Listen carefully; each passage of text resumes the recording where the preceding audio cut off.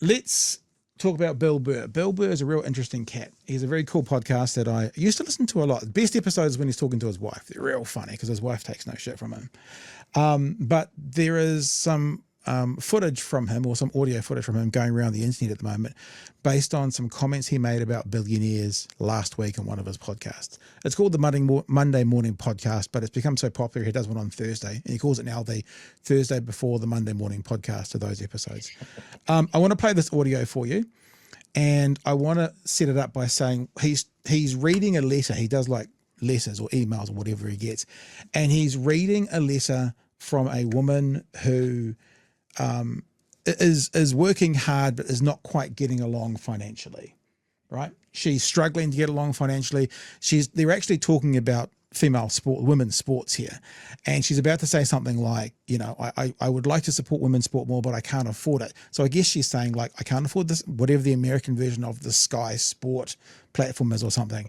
And then Bill Burr comes in with some interesting comments about billionaires, and if you have heard this elsewhere, you may have heard it with bleeps on it, because for some reason all Americans don't want to hear the word fuck, but we don't do that here, so it'll sound, this is authentic Bill Burr. To answer a follow-up on why I don't follow any professional women's sports now, the woman. I'm broke, and being a busy mother to 2 children and working full-time in this economy, I was very excited and made a point to play a lot of Olympic coverage for my kids. I even bought a globe to help visualize where people are from, where they're from. Dude, this is the amount of people that are struggling out there because of these fucking billionaires. And they got us all arguing liberal and conservative.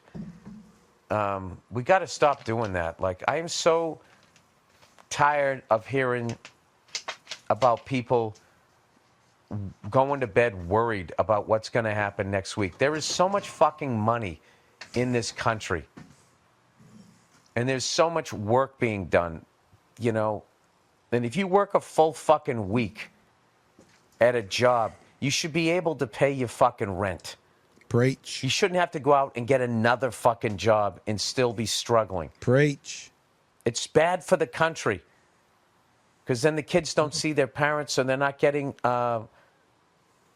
the upbringing that they need. It's so fucking... That's always an interesting point, because these conservatives are always talking about family values and the family unit and that, and supporting economic positions that break apart that family unit, that make it so that a parent has to work 2 jobs, or 2 parents have to work 2 jobs, and actually don't contribute to the nuclear family or something similar, the family unit that they profess is so important. For them, money comes first, economics comes first, and even though they preach about family, it always loses out to economics. This has got about a minute to go.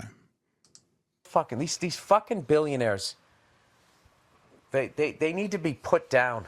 Oh. Like fucking rabid dogs. They're like rabid with fucking greed and just going out and just dividing everybody. Just the fucking epitome of this time right now. Like how divisive we are, that the Gulf of Mexico is now called the Gulf of America, and people get excited. Like, how the fuck does that help your wallet? Yep. It's an empty gesture, and then it's also like a racist gesture. Like, that's the white guy that's him saying fuck Mexicans without saying it. Like, who has a fucking problem with Mexicans? Like, what is the real problem? This is just such an ugly fucking time. That just sucks. That sucks. People fucking broke. Couldn't be much clearer. Now, the one thing I want to know about is he's real tight with Joe Rogan. They're real good mates.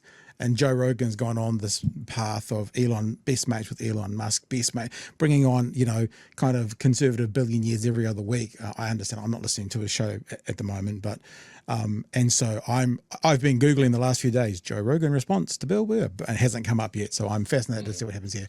But Chewie, our Comrade Burr wanted to share some truth with us.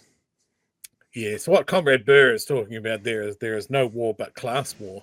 And he is absolutely right. Like, Bill Burr, I don't always agree with him, but he fucking calls it as he sees it. And with Yeah. this stuff, he's dead right. He's going on all the late shows and going, Luigi did nothing wrong. And maybe these guys should be more afraid of people capping them in the back of the head. It's some real edgy stuff, and it's not like you get Bill Burr on your show and not expect him to say exactly what he wants to say. So you're saying we should get him on the show? He should come on. If you're watching Bill, you should come on. Is that what you're saying? I would lose my mind. I would just explode. But yeah, like, he's correctly identified what the problem is. The problem is inequality. The problem is people don't have a place to live. The problem is that a full-time job is not enough to support a life. Like, you can't pay rent. Like, if you look at the American stats on how much rent has gone up in comparison with how much wages have gone up, there is no wonder that they have a crisis of homelessness. And there's no wonder that people that are working in Amazon fulfillment centers or Walmarts and that sort of thing are sleeping in their cars in the car park, and they're full-time workers. It's mental. And no one over there is going to do anything to upset that apple cart. And it just becomes a time where there is a tipping point where the people are going to kick over the apple cart. And historically, that hasn't gone great for a certain group of people. Yeah. Lay says basically what you're saying, and I think what he was saying, beat the rich. That's the vibe. But if we don't do the choppy, then they won't do the stoppy. Like, that's all I'm saying. It shouldn't be controversial. Can you order a guillotine through Amazon?